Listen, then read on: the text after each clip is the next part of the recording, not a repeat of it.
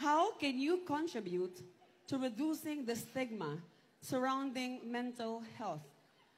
In Filipino, paano ka makatutulong upang mabawasan ng stigma tungkol sa mental health?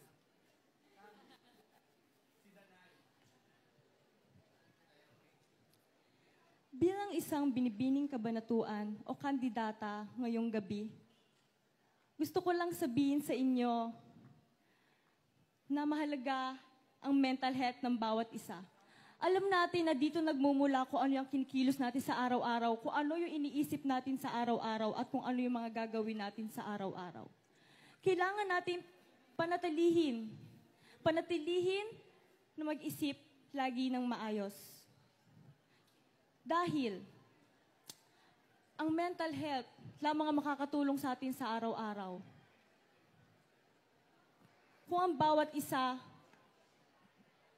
ay alam ang dapat gawin, lahat tayo ay magiging malusog.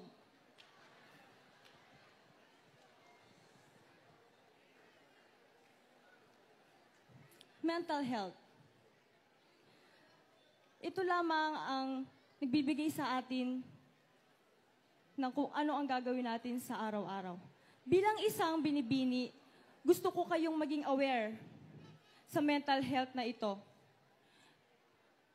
Dahil hindi lahat ng tao ay kayang makapag-isip ng tama. Kailangan natin ipakalat sa iba na ang mental health natin ay pinakamahalaga sa atin.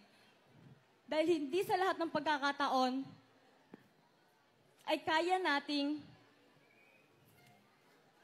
nating panatilihin ang ating sarili sa tamang pag-iisip. Kaya ngayong gabi, gusto kong iparating sa inyo na lagi nating iingatan ang ating sarili, lalo na ang ating mental health na ginagamit natin sa pang-araw-araw na buhay. Thank you.